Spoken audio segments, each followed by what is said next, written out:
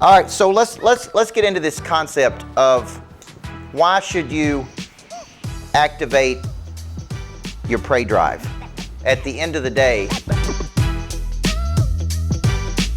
there's a book called 5 Regrets of the Dying by Bronnie Ware. And Bronnie Ware spent the last 12 weeks with people at the end of their lives. And she didn't really know that was what she was going to be doing with her life. But she ended up in this role of hospice, and she would ask them, she would get to know these people and take care of these people, and then she began asking these people, like, what are your big regrets? Right? And what she found was that men and women had similar regrets, but on their deathbed, they had 5 big regrets. And so she wrote the book, The 5 Regrets of the Dying. I believe one of the biggest regrets that a person has is I could have, I should have, I was capable of, but for some reason I didn't.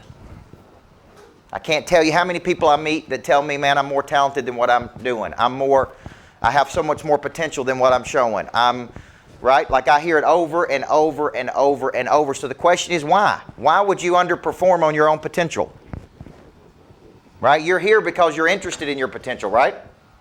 Well, that's very uncommon. Most people are not here. Not interested in their potential.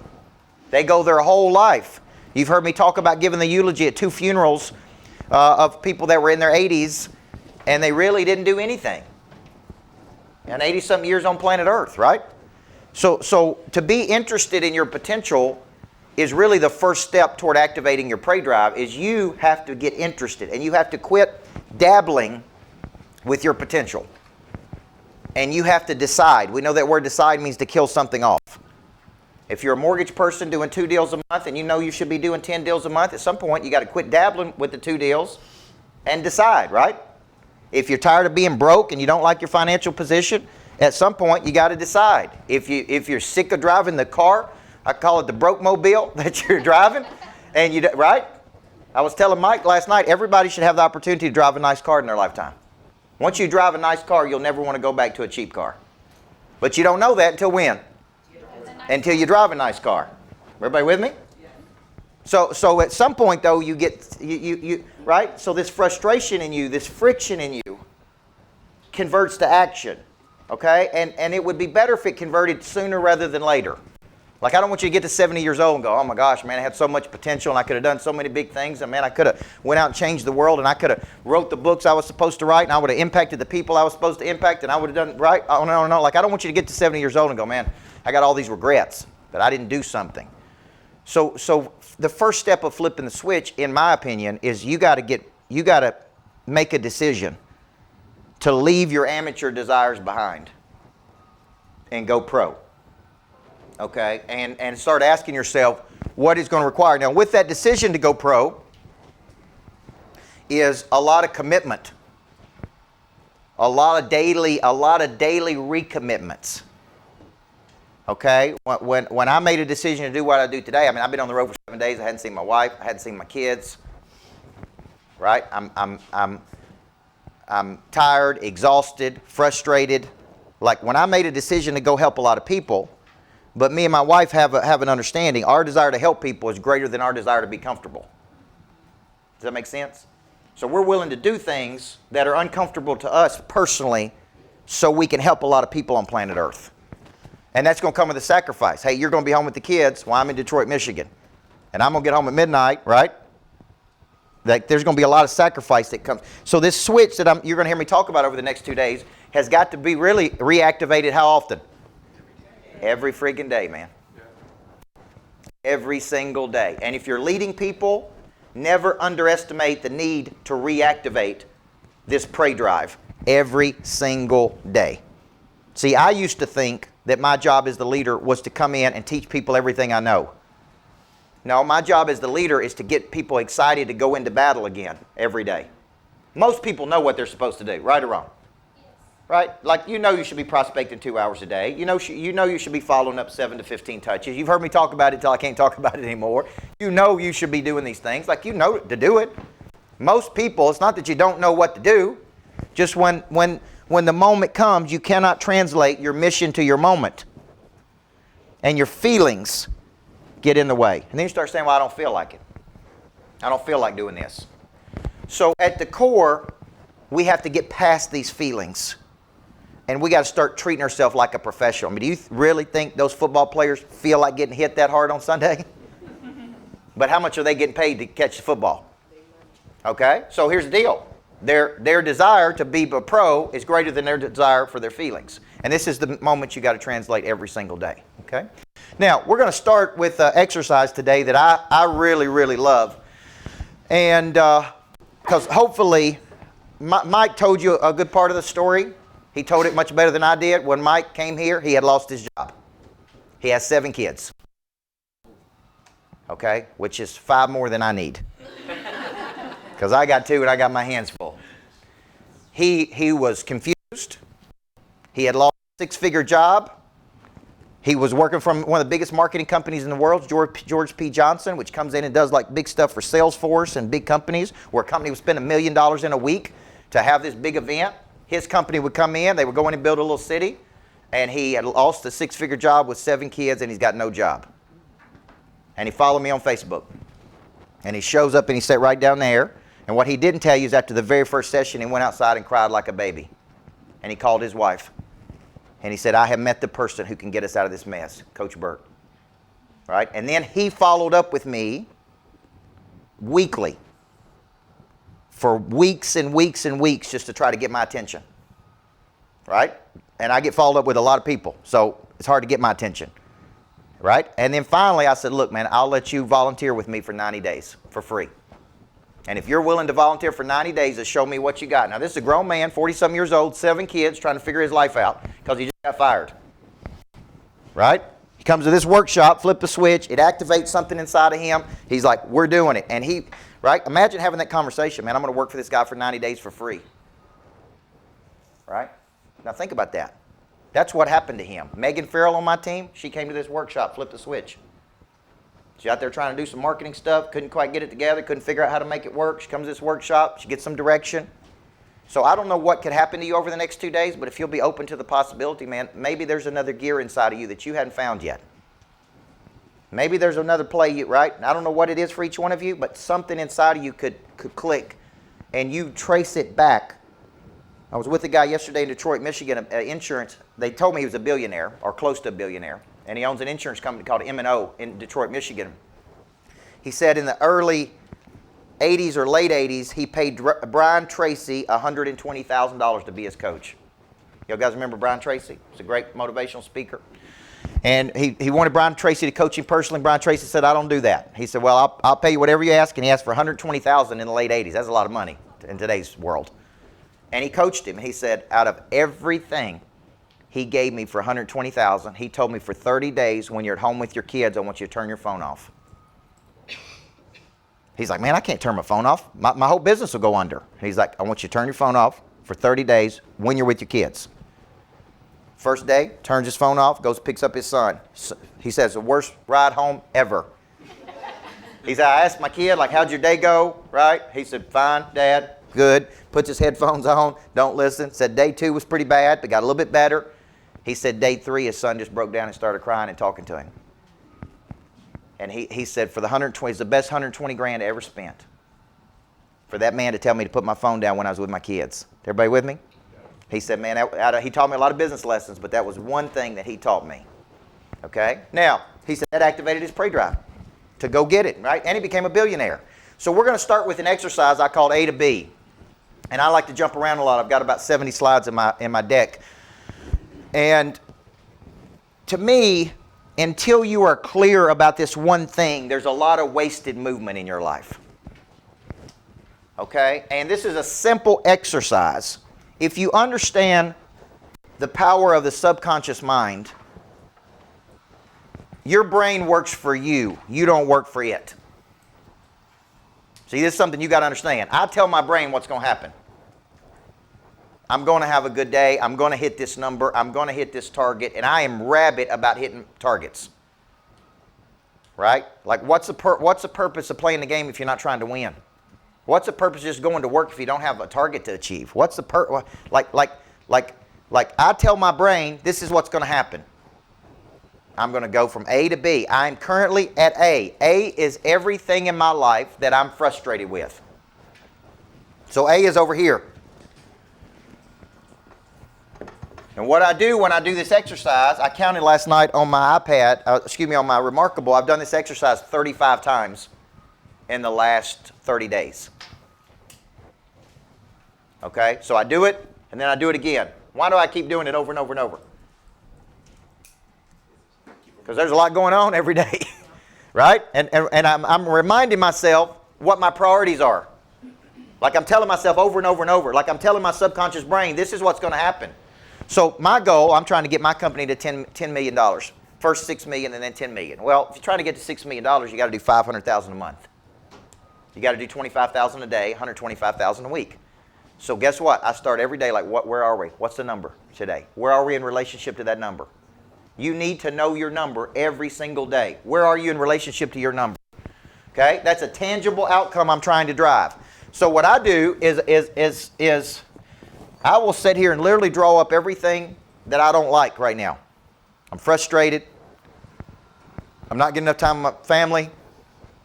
Right? I'm irritated by something. I'm agitated by this. I'm having to figure out how the freaking Jamboard works. You understand what I'm saying? Like the way my mind thinks is, why wasn't my team out here yesterday figuring out the Jamboard? You don't try to figure out the Jamboard the day of the event, right? So that's frustrating me, okay? Because I'm trying to be Garth Brooks, which means I show up and coach. I don't show up and fix the Jamboard, right? I don't show up and have to figure out a problem or solve a customer service issue or try to do this. I'm trying to equip people so they know how to show up like I show up, right? Like ready to go. So, but that's hard. And every day you got to remind them. So as soon as I said that to Mike, I said, you know what I'm about to tell you, don't you? He said, yes, sir. Should have been out here yesterday. Somebody should have been out here yesterday fixing the Jamboard.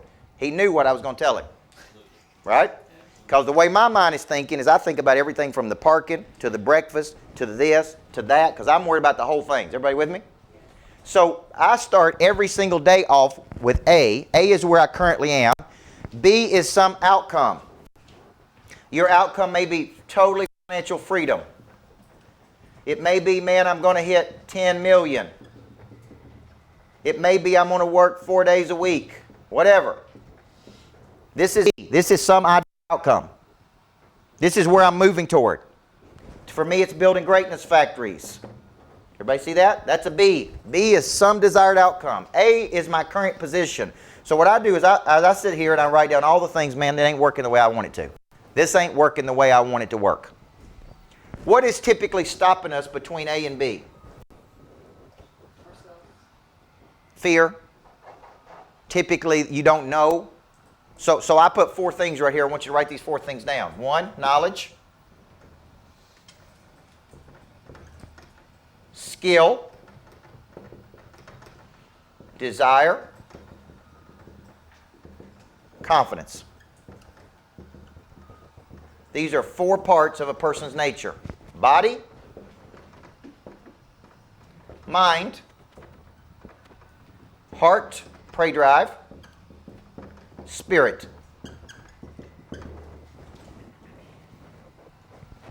It's one of those 4 things that's keeping you from going from A to B. You don't know how to get there. If you did, what? You'd already been there.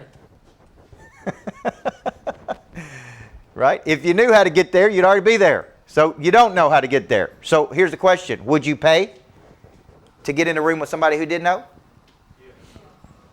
Some people will, but most people won't. They'll just keep not knowing and be frustrated by it. I don't think money buys you freedom. I think skills buys you freedom. The people that make the most money have the strongest skills. So when I see a person stuck, okay, if you're stuck but you're very skilled, skill is not your problem. It's typically knowledge. I don't know how to do this. Okay? Then it comes to desire. Okay? This is interesting to me because, Jim, we brought some folks over to the office the other day and I asked them why were they not going A to B, and most of them said desire. So I'm really not working hard enough to go to the next level. Okay? Now, if you're hitting some kind of result and you're working hard and you can't work any harder, then we got to step back and we got to say, okay, how do we do this better? Or more economical? Or how does other people do it? Or how does, right? How do we? So some people, it's just, man, I don't have the pray drive to go get it. And for some people, it's confidence. I don't have the confidence to go get it. I don't believe it's possible for me. Okay? Now, typically what I have found is that there's a person who knows how to get you from here to here. And if you just reached out to that person, they would tell you, and I always tell the story of about 10 or 15 years ago, I was at a John Maxwell thing where they were teaching how to sell books. John Maxwell was teaching how he sold 60 million books. And a guy gets up named Paul Martinelli. Paul Martinelli was responsible for helping John Maxwell build out his coaching certification. And over 10 years, they did 350 million in that line of business. 33,000 certified coaches. Okay? And I'm sitting there in the back, young kid, 30-something years old. Paul Martinelli gets on stage. I'm Paul Martinelli. I'm going to become the president of John Maxwell Coaching Certification Program. We're about to build this coaching program. The pray drive in me, see, pray drive is an instinct, said reach out to that dude because he can help you. That was the pray drive. I knew the minute I met the dude, that guy can help me. Like, I'm a young coach, he can help me. My instinct told me to reach out, but guess what I didn't do? I didn't reach out. And I didn't reach out for 10 years. And one day I'm driving down the road and I get frustrated because I do these videos, you know, for you guys, but then they are really for me. But you think they're for you? And I'm doing this video and I'm like, man, I'm telling people they ought to be reaching out to the people who can help them. And why haven't I not called Paul Martinelli? So I immediately called Paul Martinelli. You're going to learn over the next 2 days, pray drive is an instinct. An animal has an instinct, right? An animal pursues. You have instincts and then you don't listen to those instincts, right or wrong? You probably have instincts about all the evil people you've let into your life, right or wrong? You had a bad partner, and as soon as it goes bad, you're like, man, I knew they were crazy first time I met them. Right? Reminds me of one girl I dated many years ago. Knew she was crazy the minute I started dating her. Right? And she turned out to be crazy. Now, here's my point. Instinct is boom. That dude can help me. I know he can help me. So it took me 10 years to reach out to him. Then I reached out to him and I said, how much would it cost to spend money with Mr. Martinelli? His assistant said $2,200. I said, is that it? $2,200 to spend 90 minutes with the dude? She's like, yeah. And I said, book it. We get on the phone. Within the first few minutes, I said, I'd like to know how you did $350 million. He said, sure. Let me tell you the steps. Step 1, step 2, step 3. Now, how stupid did I feel waiting 10 years? And he told me within 10 minutes. Like after 10 minutes, I'm like, we're good. I don't even need the whole 90 minutes. So I want you to take a second right now, and I want you to write down everything you're frustrated with. Over here, this is going to be your A. I'm talking about your whole life. I ain't talking about just your business. What right now? I'm frustrated with my weight. I'm frustrated with my confidence. I'm frustrated with my marriage. I'm frustrated with my business. Whatever kind of frustrations you got, put it down there. Then over on B, I want you to put what your ideal picture is. B is, okay, I'm doing $10 million a year. I'm working 4 days a week. I'm spending 6 months at my house in Florida. Everybody see that? That's an ideal outcome. What is the ideal outcome we're pushing toward? So take a minute right now. If you're online, take a minute and work through this. And I definitely got to have a production number on there. What production number do you want to hit? Do you want to make money coaching? Yes, that's what I want to do. Is that your dream? Yes. But he flips houses.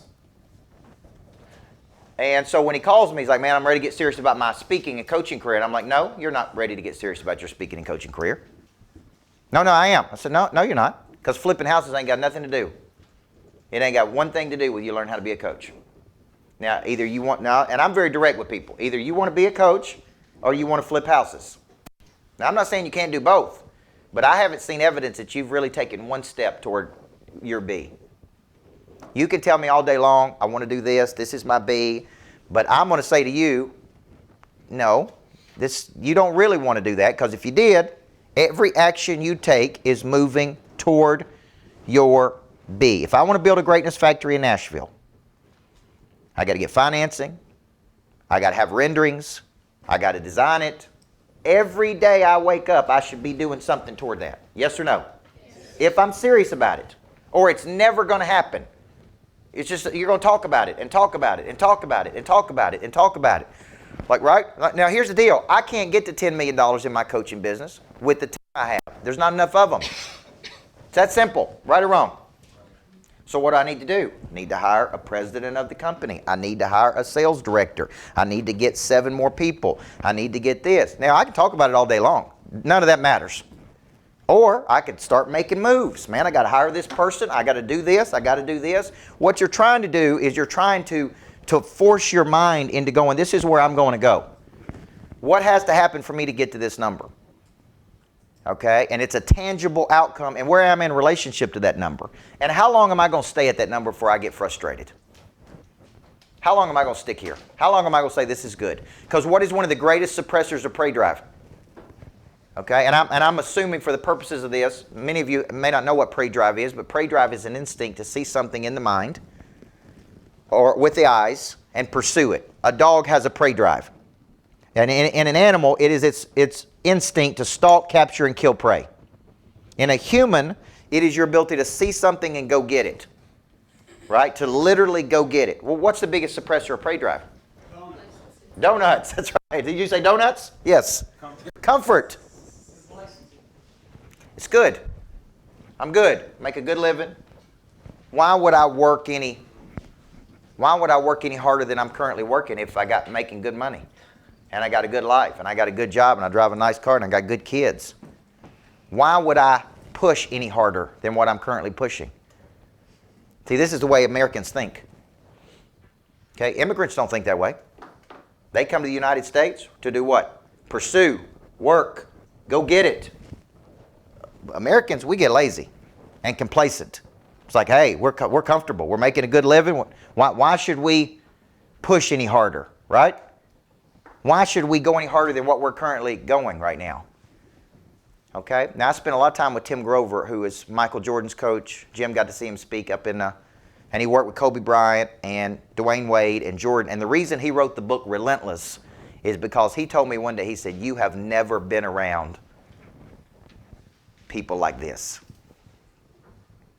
They are so relentless in how they pursue something. It is so uncommon by working with those kind of people at that level. Is winning to them is expected. You win and then you just move on to the next thing. You don't celebrate for a year.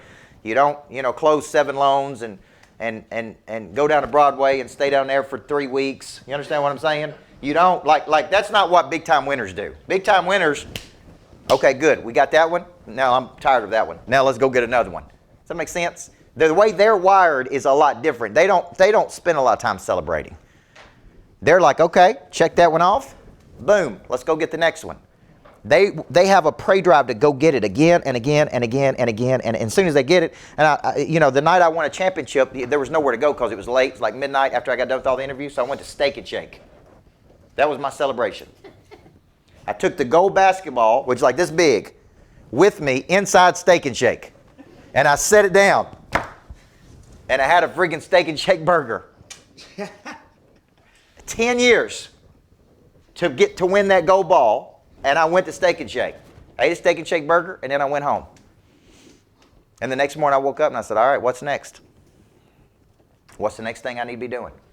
What's the next championship I need to win? I didn't take a year off. I just said, okay, it took me 10 years to get that one. Now what can I do next? See, to me, we're all stuck somewhere. And we're stuck somewhere and we can't get to this number because there's something in here that's in between A and B. So I always write out, I need to know this person. I need to talk to this person. This person knows how to get me to that level. My buddy Judge Graham in Dallas, Texas sold his first company, I think, for $66 million. Then he turned around and sold the same company for $511 million. And then a few weeks ago, he sold a company for $989 million.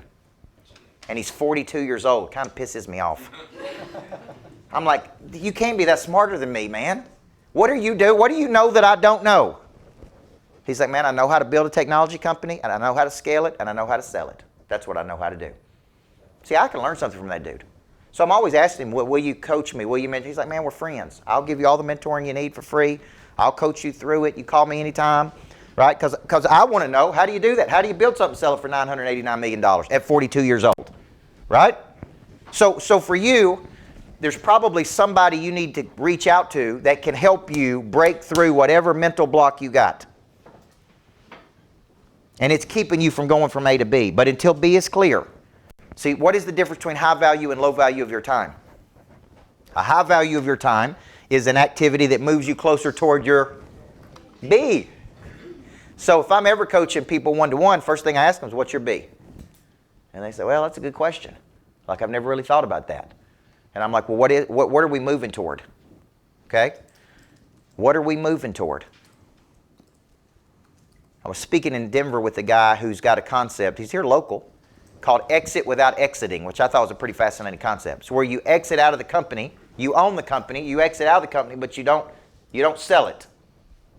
And he's done this with 6 different companies. He's like, so I figured out how to get myself out of the company while still owning the company, right? I call it exit without exiting. I said, now that's a good concept. That's a good concept, because not everybody can sell their company. Not everybody's ready to sell their company, right? But he's removed himself from the operations to do what he really loves doing. See, part of the flipping the switch for me is me waking up and spending 80% of my time doing exactly what I love doing.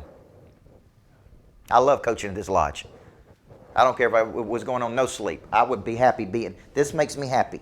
This moves me toward happiness. There's things in your life that make you happy. When are you real frustrated? When you got to do things all day long that you hate doing, right or wrong? So a part of my B is, man, where am I the happiest? I'm real happy at our house in Florida. I'm real happy in Nashville at the 505. I'm real happy at this lodge. I'm real happy, right? Swimming in my pool this morning, getting some exercise. I'm happy at certain times of my life. Now, why don't you figure out how to have that life so you can wake up and do things that make you happy every day? I'm happy when my kids are with me. Everybody see that? So why don't I take my kids with me? Right? Well, it's going to cost more money. Well, we got to get on a plane, and we got to do this, and we'll figure that part out. That's part of getting to the 10 million. Right? See, one of our goals is to fly private everywhere we go. So when my team goes with me and we're getting in at midnight, and I'm sitting there saying, hey, if we just sell more coaching, we'd fly private. You hate being on a plane at midnight? I do too. I hate it worse than you do. We got a jet. We could fly that jet everywhere if we just sold more coaching. You do get that, right? They're like, yeah, I know, Coach, I know. No, you don't understand enough. Because if you understood, the truth is, if you were frustrated enough, would you go find a couple more $100,000? Yes or no? Yes. Frustration fuels prey drive. It's like when you get sick enough of this, you will figure this out. You will pick up the phone and call somebody. You'll close more deals. You're going to find out over the next 2 days, man, you need to get angry about some things. Some of you are not frustrated enough with your performance level.